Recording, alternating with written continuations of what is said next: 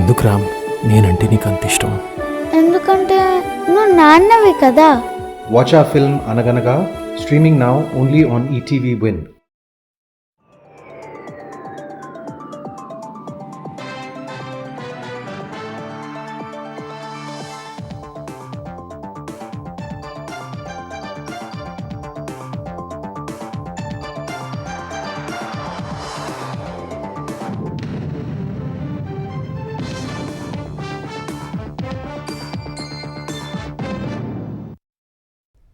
నమస్కారం, ఈటీవీ న్యూస్కు స్వాగతం. ముందుగా ముఖ్యాంశాలు.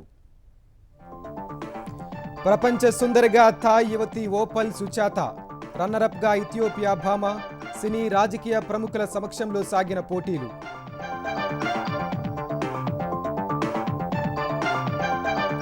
గోదావరి బోర్డుపై మండిపడ్డ తెలంగాణ సర్కార్. ఏప్రిల్ 7 నాటి సమావేశం మినిట్స్పై అభ్యంతరం, చర్చించని వాటిని తొలగించాలని ఈఎన్సీ లేఖ. నేటి నుంచి తెలంగాణలో ఒకేసారి 3 నెలల రేషన్ పంపిణీ. కేంద్రం ఆదేశాలతో ఏర్పాట్లు, మొత్తం నెల రోజులు అందించేలా సర్కార్ చర్యలు.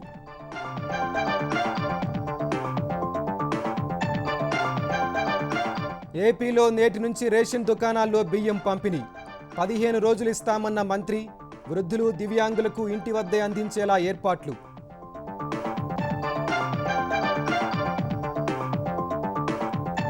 పది మూల్యాంకనంపై జగన్ విమర్శలు తోసిపుచ్చిన లోకేష్.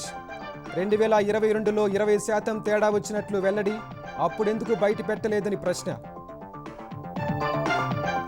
సరైన సమయంలో విజయనగరం పేలుళ్ల కుట్రదారుల అరెస్ట్. దేశవ్యాప్తంగా విధ్వంసానికి నిధుల కోసం సిరాజ్ యత్నం. దర్యాప్తులో వెల్లడి. జోరు వానలకు అల్లాడుతున్న ఈశాన్య రాష్ట్రాలు. 2 రోజుల్లో 30 మందికి పైగా దుర్మరణం. అస్సాం, సిక్కింలలో మరింత ఎక్కువ నష్టం.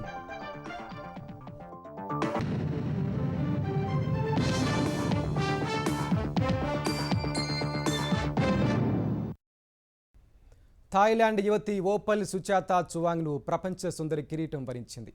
108 మంది సుందరీమణులతో పోటీ పడిన ఓపల్ 72వ ప్రపంచ సుందరిగా ఎంపికైంది.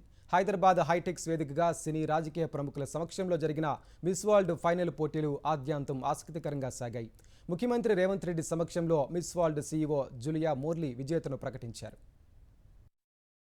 తెలంగాణ ప్రభుత్వం సహకారంతో హైదరాబాద్లో నిర్వహించిన మిస్ వరల్డ్ 2025 పోటీలు ఆద్యంతం అట్టహాసంగా సాగాయి. మిస్ వరల్డ్ పోటీల్లో భాగంగా తొలుత 108 దేశాల యువతులు ఫైనల్ స్టేజ్ పై క్యాట్వాక్ చేశారు. ముంబై డిజైనర్ అర్చనా కోచర్ ప్రత్యేకంగా తెలంగాణ చేనేత వస్త్రాలతో రూపొందించిన భారతీయ సాంప్రదాయ దుస్తుల్లో జరిగిన ఫ్యాషన్ వాక్ అలరించింది. అనంతరం మిస్ వరల్డ్ జ్యూరీ సభ్యులు ఒక్కో ఖండం నుంచి 10 మంది చొప్పున 40 మంది యువతులను ఎంపిక చేశారు. తర్వాత వారిలో నుంచి 20 మంది షార్ట్ లిస్టు చేసినట్లు ప్రకటించారు. టాప్ 20లో నిలిచిన Miss India World Nandini Gupta top 8లో మాత్రం చోటు దక్కించుకోలేకపోయింది. మిగిలిన 8 మందిని మిస్ వరల్డ్ గెలిస్తే ఏం చేస్తారని జ్యూరీ అడిగింది. ఉత్తమ సమాధానాలు చెప్పిన Miss Thailand, Miss Poland, Miss Ethiopia, మార్టినిక్లను ఫైనల్ కు ఎంపిక చేసింది. తర్వాత వారిని న్యాయ నిర్ణేతలు ప్రశ్నలు అడిగారు. అత్యుత్తమ సమాధానమిచ్చిన Miss Thailand Opal Suchata Chuang ను ఈ ఏడాది మిస్ వరల్డ్ గా ప్రకటించారు. మిస్ ఇథియోపియా, పోలాండ్, మార్టినిక్లను రన్నరప్లుగా ప్రకటించారు. సీఎం రేవంత్ రెడ్డి సమక్షంలో Miss World organisation CEO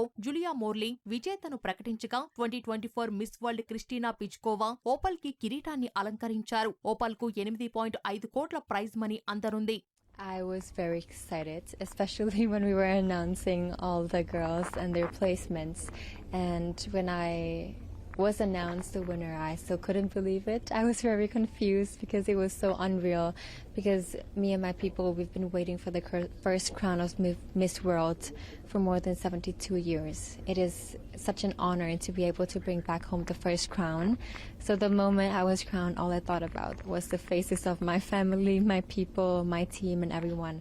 miss world 2025 finals కోసం హైటెక్స్ లో ఘనంగా ఏర్పాటు చేశారు. దాదాపు 3500 మందికి నేరుగా చూసే అవకాశం కల్పించారు. ఈ కార్యక్రమానికి ముఖ్యమంత్రి రేవంత్ రెడ్డి, డిప్యూటీ సీఎం భట్టి విక్రమార్క కుటుంబ సమేతంగా హాజరయ్యారు. మంత్రి జూపల్లి కృష్ణారావు, రాజకీయ ప్రముఖులు వచ్చారు. నటుడు చిరంజీవి దంపతులు, విజయ్ దేవరకొండ, నిర్మాత దిల్ రాజు సహా పలువురు ప్రముఖులు పాల్గొన్నారు. మిస్ వరల్డ్ పోటీలకు జడ్జిలుగా జులియా మోర్లీ, నటుడు సోనూ సూద్, దగ్గుబాటి రానా, మాజీ ప్రపంచ సుందరీమణులు మానుషి చిల్లర్, కరీనా టరే, పరేల్, డోనా వాన్ష్, నటి నమ్రతా శిరోద్కర్ వ్యవహరించారు. నటుడు సోనూ సూద్ చేస్తున్న సేవా కార్యక్రమాలకు గాను రానా చేతుల మీదుగా మిస్ వరల్డ్ హ్యుమానిటేరియన్ అవార్డు అందించారు. సుధారెడ్డి సేవలను గుర్తిస్తూ ఆమెను miss world beauty with purpose brand ambassador గా మిస్ వరల్డ్ సంస్థ ప్రకటించింది. మిస్ వరల్డ్ కిరీటం గెలుచుకున్న Opal miss world brand ambassador గా వ్యవహరించనున్నారు. ప్రజాప్రభుత్వంలో వ్యవసాయానికి పెద్దపీట వేస్తున్నామని మంత్రులు కొండా సురేఖ, దామోదర్ రాజనరసింహ పేర్కొన్నారు.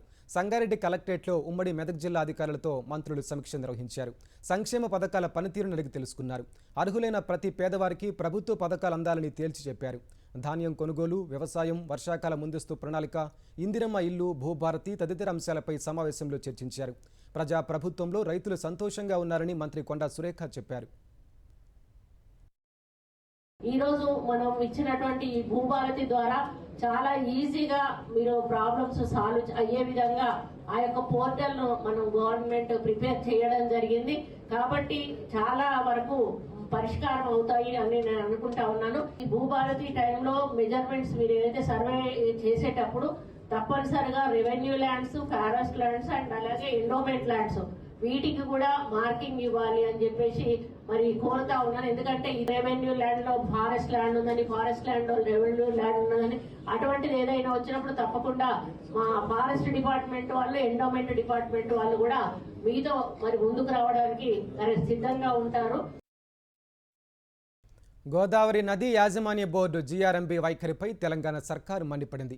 ఆంధ్రప్రదేశ్ విభజన చట్టం ప్రకారం జీఆర్ఎంబీ చైర్మన్కు సర్వాధికారాలు లేవని పేర్కొంది. బోర్డులో సభ్యులుగా ఉన్న 2 రాష్ట్రాల అధికారుల ఆమోదం లేకుండా చైర్మన్ ఏకపక్షంగా నిర్ణయాలు తీసుకోలేరని స్పష్టం చేసింది. ఏప్రిల్ 7వ తేదీన నిర్వహించిన 17వ జీఆర్ఎంబీ సమావేశం మినిట్స్ను అంగీకరించేది లేదని తేల్చి చెప్పింది.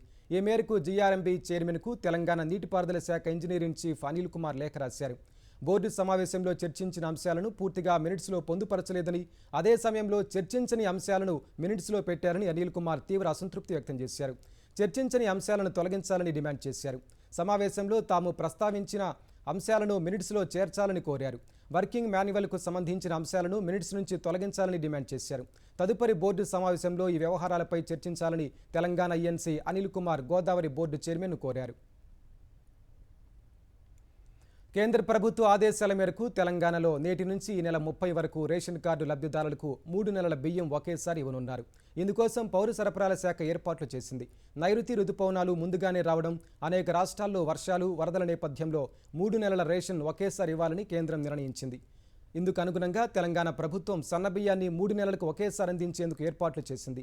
రోజు ఉదయం 8 గంటల నుంచి మధ్యాహ్నం 2 గంటల వరకు, తిరిగి సాయంత్రం 4 గంటల నుంచి రాత్రి 8 గంటల వరకు రేషన్ షాపులు పనిచేస్తాయి. 3 నెలల సరుకు ఒకేసారి పంపిణీ చేయాల్సి ఉన్నందున 3 సార్లు తంబు వేయాల్సి ఉంటుంది. జాతీయ ఆహార భద్రత ఎన్ఎఫ్సి కింద కుటుంబంలో ఒక్కో సభ్యుడికి 6 కిలోల చొప్పున బియ్యం పంపిణీ చేస్తారు. అంత్యోదయ కార్డుకు 35 కిలోల బియ్యం ఇస్తారు. అంత్యోదయ అన్న యోజన కార్డుకు 10 కిలోల చొప్పున బియ్యం అందజేస్తారు. జీహెచ్ఎంసీ పరిధిలో అంత్యోదయ అన్న యోజన కార్డుదారులకు కిలో పంచదార ₹13.50కే ఇస్తారు. జీహెచ్ఎంసీ పరిధిలో గోధుమలు కిలో ₹5 చొప్పున 5 కిలోలు ఇస్తారు. మున్సిపల్ కార్పొరేషన్లో 2 కిలోల గోధుమలు, మున్సిపాలిటీలో కిలో చొప్పున గోధుమలు పంపిణీ చేస్తారు. జూన్ నెలలో అన్ని రోజులు రేషన్ దుకాణాలు తెరిచి ఉంటాయి. కాబట్టి లబ్ధిదారులు ఒకేసారి వెళ్లి రద్దీ కలిగించవద్దని పౌర సరఫరాల శాఖ కోరింది. ఆంధ్రప్రదేశ్లో నేటి నుంచి రేషన్ దుకాణాల వద్దే సరుకులు పంపిణీ చేయనున్నారు. మొత్తం 29,796 రేషన్ దుకాణాల్లో నెలలో 15 రోజులు 2 పూటల ప్రభుత్వం రేషన్ సరుకులు అందించేలా ఏర్పాట్లు చేసినట్లు ఏపీ ఉప ముఖ్యమంత్రి పవన్ కళ్యాణ్ తెలిపారు. పిఠాపురంలో వార్డు నెంబర్ 18లోని చౌకధరల దుకాణం వద్ద ఆంధ్రప్రదేశ్ పౌర సరఫరాల శాఖ మంత్రి నాదెండ్ల మనోహర్ రేషన్ పంపిణీని ప్రారంభించనున్నారు. 15,74,057 మంది దివ్యాంగులు, 65 ఏళ్లు పైబడిన వృద్ధులకు ఇంటి వద్దే రేషన్ అందిస్తామని మంత్రి తెలిపారు. నెలలో తొలి 15 రోజులు సరుకులు ఇస్తామని, ఆదివారం కూడా పంపిణీ ఉంటుందని వివరించారు. ఇంటికి దగ్గరలోని ఏ దుకాణంలోనైనా కార్డుదారులు రేషన్ తీసుకునే సౌలభ్యం కల్పించారు. ఇందుకోసం ప్రతి చౌకధరల దుకాణానికి అదనంగా 10% బియ్యం సరఫరా చేస్తున్నట్లు మంత్రి తెలిపారు.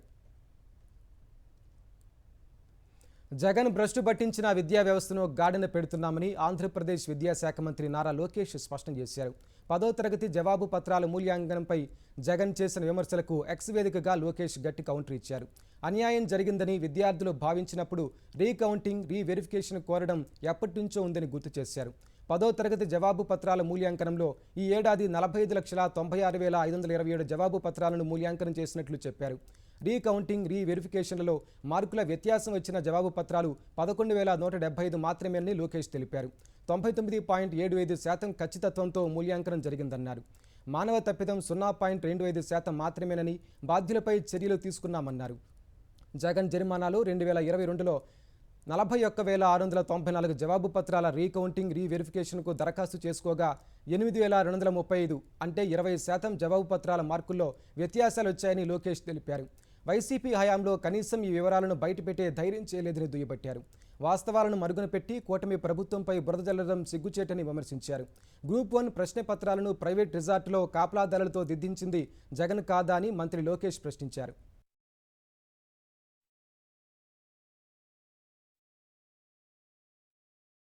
తిరుమలలో శ్రీవారి భక్తులను అయోమయానికి గురి చేసేలా సామాజిక మాధ్యమాల్లో అసత్య ప్రచారాలు పెరుగుతున్నాయి. శుక్రవారం రాత్రి సర్వదర్శనం క్యూలైన్లో ఒక భక్తుడు టీటీడీ డౌన్ డౌన్ అంటూ నినాదాలు చేశాడు. క్యూలైన్లో పాలు, అల్పాహారం అందించలేదని హంగామా సృష్టించాడు.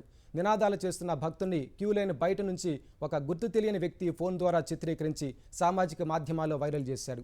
నిరసన తెలిపిన వ్యక్తి కాకినాడ రూరల్కు చెందిన బి అచ్చారావు అని గుర్తించిన టీటీడీ విజిలెన్స్ సిబ్బంది దర్శనం అనంతరం అతన్ని విచారించారు.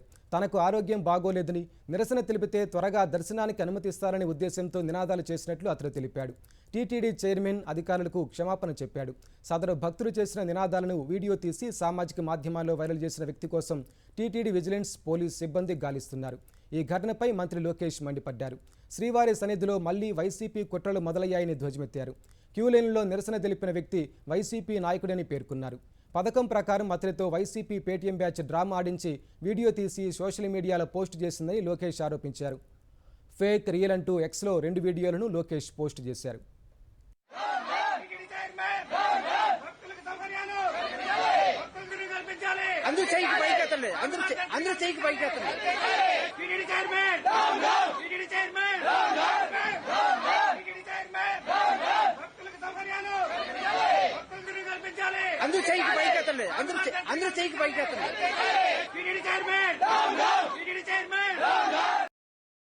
క్యూ లైన్లో ప్రాబ్లం లేదు సార్. నాకు ఉదయం నుంచి కొంచెం ఫీవర్గా ఉంది సార్. అన్నీ పెట్టారండి. నాకు ఫీవర్గా ఉండడం వల్ల ఈ సాంబారం అన్నది నేను కొంచెం తినడానికి తినలేక ఏదైనా పాలు కానీ అన్న ఉంటాయేమని చూసానండి. చివరికి వచ్చేసరికి నాకు పాలు కూడా వచ్చినాయండి.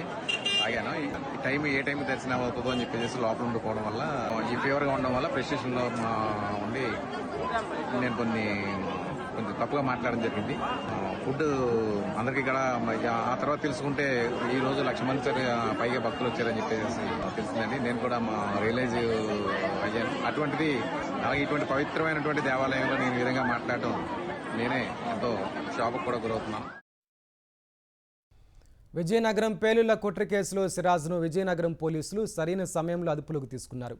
లేకుంటే ఊహించినంత నష్టం వాటిల్లేది. ఇటీవల వారం రోజులు సిరాజ్, సమీర్లను కస్టడీలో విచారించిన కౌంటర్ ఇంటెలిజెన్స్, ఎన్ఐఏ అధికారులు, పోలీసులు వారి నుంచి కీలక వివరాలు రాబట్టారు.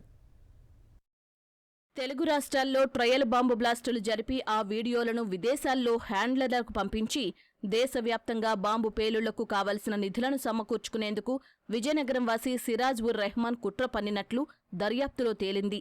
గజ్వాయి హింద్ పేరిట భారత్పై యుద్ధమే లక్ష్యంగా అల్ హింద్ ఇత్తేహదుల్ ముస్లిమీన్ అహీం సంస్థను అతను ఏర్పాటు చేసినట్లు వెల్లడైంది. దీనికి కేంద్ర కమిటీతో పాటు తెలంగాణ, కర్ణాటక, తమిళనాడు, కేరళ రాష్ట్రాల కమిటీలను నియమించినట్లు వెలుగుచూసింది. మత ఛాందసవాదం, తీవ్రవాద భావజాలం కలిగిన 50 మంది వరకు ఈ సంస్థలో చురుగ్గా ఉన్నట్లు తేలింది. అహీం సంస్థను మరింతగా విస్తరించేందుకు గుజరాత్, రాజస్థాన్, ఉత్తరప్రదేశ్, ఉత్తరాఖండ్, పశ్చిమ బెంగాల్, ఢిల్లీ తదితర ప్రాంతాల యువకులతో సిరాజ్ సామాజిక మాధ్యమాల ద్వారా సంప్రదింపులు జరిపినట్లు వెల్లడైంది. సిరాజ్ కదలికలపై ఏడాదిగా నిఘా పెట్టిన ఆంధ్రప్రదేశ్ కౌంటర్ ఇంటెలిజెన్స్ విభాగం పేలుళ్ల కుట్రను ఆదిలోనే భగ్నం చేసింది. సరైన సమయంలో సిరాజ్ను అదుపులోకి తీసుకుంది. లేకపోతే ఊహించినంత నష్టం వాటిల్లేది. ఇటీవల వారం రోజులు సిరాజ్, సికింద్రాబాద్ బోయగూడకు చెందిన సమీర్ను కస్టడీలో విచారించిన కౌంటర్ ఇంటెలిజెన్స్, ఎన్ఐఏ అధికారులు, పోలీసులు కీలక వివరాలు రాబట్టారు. అహిం సంస్థ విస్తరణకు, దేశవ్యాప్తంగా బాంబు పేలుళ్లకు భారీగా నిధులు అవసరమని భావించిన సిరాజ్ విదేశాల్లో ఉంటూ నిత్యం భారత్పై విద్వేషాన్ని రగిల్చే పలువురు మతోన్మాదులను సిగ్నల్, టెలిగ్రామ్ వంటి యాప్ల ద్వారా సంప్రదించాడు. పాకిస్తాన్లో నివసిస్తున్న బీహార్ వాసి అబూద్ హలేం, ఎలియస్ అబూ మసూబ్, ఆఫ్ఘనిస్తాన్లో ఉంటున్న పాకిస్తాన్ వాసి మసూబ్ అలీఖాన్ షేక్లు అతనికి పరిచయమయ్యారు. చెప్పినట్లు చేస్తే నిధులు సహా ఏం కావాలన్నా ఇస్తామని వారు భరోసా ఇచ్చారు. తొలుత కొన్ని చోట్ల ట్రయల్ బ్లాస్టులు చేసి వాటి వీడియోలు పంపాలని సూచించారు. బాంబులు ఎలా తయారు చేయాలి, పేలుళ్లు ఎలా జరపాలి అనే అంశాలపై డాక్యుమెంట్లను పంపించారు. వారి ఆదేశాలతోనే బ్లాస్ట్లకు అవసరమైన సామగ్రిని సిరాజ్ సమకూర్చుకున్నాడు. ఈ తరుణంలోనే విజయనగరం జిల్లా పోలీసులు అతన్ని అరెస్టు చేశారు. పేలుడు పదార్థాలను తొలుత అటవీ ప్రాంతాల్లో పరీక్షించి తర్వాత జనసమ్మర్ధ ప్రదేశాల్లో అమర్చాలని భావించినట్లు తేలింది. తాను ప్రేమించిన తన మతానికి చెందిన అమ్మాయి మరొకరిని ప్రేమించడం సిరాజ్కు నచ్చలేదు. ముస్లిం యువతులను హిందూ యువకులు ప్రేమ పేరిట ఉచ్చులోకి దించుతున్నారని, దానికి వ్యతిరేకంగా పోరాడాలని సామాజిక మాధ్యమాల్లో సిరాజ్ పలువురిని సమీకృతం చేశాడు. గ్రూప్ 2 ఎస్ఐ ఉద్యోగాల శిక్షణ కోసమని సిరాజ్ హైదరాబాద్ వెళ్లినప్పటికీ ఉగ్రవాద కార్యకలాపాల విస్తరణకే సమయం వెచ్చించినట్లు తేలింది. సిరాజ్ను విచారించినప్పుడు అతనిలో పశ్చాత్తాపం కనిపించలేదని సమాచారం. నైరుతి రుతుపవనాల ప్రభావంతో కురుస్తున్న జోరు వర్షాలకు ఈశాన్య రాష్ట్రాలు అల్లాడిపోతున్నాయి. అస్సాం, అరుణాచల్ ప్రదేశ్, మిజోరాం, మేఘాలయ, మణిపూర్, సిక్కింలో వరదలు పోటెత్తి లోతట్టు ప్రాంతాలు నీట మునిగాయి. పలుచోట్ల కొండచర్యలు విరిగిపడ్డాయి, చెట్లు నేలకూలాయి. గత 2 రోజుల్లో వర్షాల వల్ల సంభవించిన వివిధ ఘటనల్లో 30 మందికి పైగా ప్రాణాలు కోల్పోయారు, పలువురు గల్లంతయ్యారు. నైరుతి రుతుపవనాల ప్రభావంతో ఈశాన్య రాష్ట్రాల్లో భారీ వర్షాలు కురుస్తున్నాయి. అరుణాచల్ ప్రదేశ్, అస్సాం, మిజోరాం, మేఘాలయ, మణిపూర్, సిక్కింలలో ఆకస్మిక వరదలు బీభత్సం సృష్టించాయి. లోతట్టు ప్రాంతాలు జలమయమయ్యాయి. రోడ్లు, చెరువులను తలపిస్తున్నాయి. అనేక చోట్ల కొండచర్యలు విరిగిపడ్డాయి, చెట్లు నేలకొరిగాయి, వాహనాలు ధ్వంసమయ్యాయి, రాకపోకలకు అంతరాయం ఏర్పడింది. శనివారం అస్సాంలో వివిధ ప్రమాదాల్లో 8 మంది ప్రాణాలు కోల్పోయారు. భారీ వర్షాల కారణంగా అస్సాంలోని 17 జిల్లాల్లో 78,000 మందిపై ప్రభావం పడుతుందని అధికారులు తెలిపారు. ఆకస్మిక వరదలు, కొండచర్యలు విరుగుపడటం వంటి కారణాలతో అరుణాచల్ ప్రదేశ్లో 9 మంది, మేఘాలయలో 3 ప్రాణాలు కోల్పోయారు. మిజోరాంలో 3 మయన్మార్ శరణార్థులు సహా 4 మృతి చెందారు. సిక్కింలో వర్ష బీభత్సం కొనసాగుతోంది. ఎడతెరిపి లేకుండా కురుస్తున్న వర్షాల కారణంగా కొండచర్యలు విరిగిపడ్డంతో ప్రధాన రహదారి మూసుకుపోయింది. ఈ కారణంగా శనివారం ఉత్తర సిక్కింలోని వివిధ ప్రాంతాల్లో దాదాపు 1,500 మంది పర్యాటకులు చిక్కుకుపోయారని అధికారులు తెలిపారు. మంగన్లోని తీస్తా నదిలో ఓ వాహనం పడి 9 మంది గల్లంతు కాగా వారిని కాపాడేందుకు సహాయక చర్యలు కొనసాగుతున్నాయి. మణిపూర్లో వరద ప్రభావం తీవ్రంగా ఉంది. రాజధాని ఇంఫాల్లోని లోతట్టు ప్రాంతాలు చెరువులను తలపిస్తున్నాయి. వరదల్లో చిక్కుకున్న వారిని సహాయక సిబ్బంది పడవల ద్వారా సురక్షిత ప్రాంతాలకు తరలిస్తున్నారు. నైరుతి రుతుపవనాల ప్రభావంతో దక్షిణాది రాష్ట్రాల్లోనూ వర్షాలు దంచికొడుతున్నాయి. కర్ణాటకలో విస్తారంగా వర్షాలు కురుస్తున్నాయి. ఏప్రిల్ నుంచి ఇప్పటి వరకు వర్ష సంబంధిత ప్రమాదాల్లో 71 మంది మృతి చెందినట్టు సిద్ధరామయ్య ప్రభుత్వం ఒక ప్రకటనలో తెలిపింది. కేరళలో భారీ వర్షాల వల్ల పలుచోట్ల లోతట్టు ప్రాంతాలు జలమయమయ్యాయి. వరద ప్రభావిత ప్రాంతాల్లోని వందలాది మందిని సహాయక శిబిరాలకు తరలించారు. ప్రభుత్వ స్థలాలు, చెరువుల ఆక్రమణలపై దృష్టి సారించిన హైడ్రా ఈ వర్షాకాలంలో నాలాలపై దృష్టి సారించనున్నట్లు తెలిపింది. నాలాల ఆక్రమణలు, ఇబ్బందులపై ఈ నెల నుంచి హైడ్రా ప్రజావాణిలో ఫిర్యాదు చేయవచ్చని హైడ్రా కమిషనర్ రంగనాథ్ ప్రజలకు సూచించారు. ఇరిగేషన్, జీహెచ్ఎంసీ, మున్సిపల్ శాఖల్లో నాలాల విభాగానికి చెందిన ఇంజనీరింగ్ అధికారులతో సమావేశమైన రంగనాథ్ ప్రాంతాల వారీ నాలాల సమస్యలను గుర్తించాలన్నారు. నాలాల పరిరక్షణకు ప్రభుత్వం చాలా ప్రాధాన్యతనిస్తోందని, ఆ క్రమంలోనే కబ్జాల నివారణపై హైడ్రా దృష్టి పెట్టినట్లు తెలిపారు. జూన్, అవసరమైతే జూలైలోనూ నాలాలపై ఫిర్యాదులను స్వీకరించి పరిష్కారానికి చర్యలు చేపడతామన్నారు. ఎక్కడైనా సమస్య ఉంటే వెంటనే తమ దృష్టికి తేవాలని అధికారులను ఆదేశించారు. నాలాల్లో చెత్త, నిర్మాణ వ్యర్థాలు వేసిన వారిపైన కఠిన చర్యలు తీసుకుంటామని రంగనాథ్ హెచ్చరించారు. హైడ్రా పోలీస్ స్టేషన్లో వారిపై కేసులు పెట్టి విచారిస్తామన్నారు. ఓర్వకల్లు పారిశ్రామిక వాడలో జైరాజ్ ఇస్పాత్ స్టీల్ ప్లాంట్ను సీఎం చంద్రబాబు త్వరలో ప్రారంభిస్తారని ఆంధ్రప్రదేశ్ పరిశ్రమల మంత్రి టీజీ భరత్ తెలిపారు. రాష్ట్రానికి ఏడాదిలోనే 9,30,000 కోట్ల పెట్టుబడులు సాధించామన్నారు. జూలై 2 నుంచి కర్నూలు, విజయవాడ మధ్య విమాన సర్వీసులు ప్రారంభం కానున్నాయని తెలిపారు. 3 నెలల్లో కర్నూలు విమానాశ్రయంలో పైలట్ ట్రైనింగ్ సెంటర్ను ఏర్పాటు చేస్తామన్నారు. తప్పనిసరిగా కర్నూలుకు హైకోర్టు బెంచ్ను తీసుకొస్తామని టీజీ భరత్ విశ్వాసం వ్యక్తం చేశారు. సత్యసాయి జిల్లా కదిరి మండలం కమ్మరవాండ్లపల్లిలో అమానవీయ ఘటన జరిగింది. పెట్రోల్ బంకులో పంపు బాయ్గా పనిచేస్తున్న బాబా ఫక్రుద్దీన్ డబ్బులు తక్కువగా జమ చేశారని ఆరోపిస్తూ బంకు మేనేజర్లు దాడి చేశారు. అతడి దుస్తులు ఊడదీసి టెలిఫోన్ స్తంభానికి కట్టేసి కొట్టారు. శనివారం విధుల నుంచి ఇంటికెళ్లే సమయంలో బాబా ఫక్రుద్దీన్ డబ్బులను మేనేజర్లకు అప్పగించగా 23,000 తక్కువగా ఇచ్చావని అన్నారు. డబ్బు మొత్తం చెల్లించాలని అడిగారు. నగదు తాను తీసుకోలేదని యువకుడు చెప్పినా వినకుండా అతని దుస్తులు ఊడదీసి స్తంభానికి కట్టేసి చితకబాదారు. సమాచారం అందుకున్న పోలీసులు బాధితుడిని ఆసుపత్రికి తరలించారు. ఈ పెట్రోల్ బంకు వైసీపీ రాష్ట్ర నాయకుడు బత్తల హరిప్రసాద్కు చెందినది కాగా కొంతకాలంగా తోట హరిప్రసాద్ బంకును నిర్వహిస్తున్నారు. ఇజ్రాయెల్ గాజా యుద్ధంలో కాల్పుల విరమణ కోసం అమెరికా చేసిన ప్రతిపాదనలో హమాస్ కొన్ని సవరణలు కోరుతున్నట్లు తెలుస్తోంది. ఇందులో భాగంగా ఇజ్రాయెల్ తమ దళాలను గాజా నుంచి ఉపసంహరించుకోవాలని హమాస్ కోరుతున్నట్టు సంబంధిత వర్గాలు పేర్కొన్నాయి. బందీలను విడుదల చేసే సమయం, గాజాలో మానవతా సాయానికి అడ్డంకులు లేకుండా చేయడం వంటి షరతులు ప్రతిపాదిస్తున్నట్లు తెలిపాయి. హమాస్ వద్ద ఇంకా 58 మంది బందీలున్నట్టు సమాచారం. కాల్పుల విరమణ ఒప్పందం కుదిరితే 10 మంది బందీలను విడుదల చేయడం సహా 18 మంది బందీల మృతదేహాలను అందిస్తామని హమాస్ ఇప్పటికే పేర్కొంది. దాదాపు 20 నెలల యుద్ధంలో తాత్కాలిక కాల్పుల విరమణ కోసం అమెరికా చేసిన ప్రతిపాదనలు ఇజ్రాయెల్ ఇంతకుముందు ఆమోదించింది. కాల్పుల విరమణ ఒప్పందం కుదిరితే 60 రోజుల పాటు ఇజ్రాయెల్ హమాస్ మధ్య పోరు ఆగనుంది. పశ్చిమ ఆఫ్రికా దేశం నైజీరియాలో సంభవించిన ఆకస్మిక వరదల్లో మృతుల సంఖ్య అంతకంతకు పెరుగుతోంది. నైజర్లోని మార్కెట్ పట్టణమైన మెక్వాలో వరదల కారణంగా మరణించిన వారి సంఖ్య 151కి పెరిగిందని అధికారులు తెలిపారు. వరదల్లో గల్లంతైన వారి కోసం సహాయక చర్యలు ముమ్మరంగా కొనసాగుతున్నట్టు చెప్పారు. గురువారం తెల్లవారుజామున కురిసిన భారీ వర్షం వల్ల రాజధాని అబుజాకు పశ్చిమాన ఉన్న మెక్వాలో ఆకస్మిక వరదలు పోటెత్తాయి. సుమారు 500 ఇళ్లు నీట మునిగాయి. పలువురు గల్లంతయ్యారు. సుమారు 11 మంది గాయపడ్డారు. వరదల కారణంగా సమీపంలోని 3,000 మంది వేరే ప్రాంతాలకు తరలి వెళ్లారు. వరదల్లో 151 మంది మృతి చెందడంపై అధ్యక్షుడు బోలా టినుబు సంతాపం వ్యక్తం చేశారు. ఇల్లు కోల్పోయిన వారిని సహాయక శిబిరాలకు తరలించాలని అధికారులను ఆదేశించారు.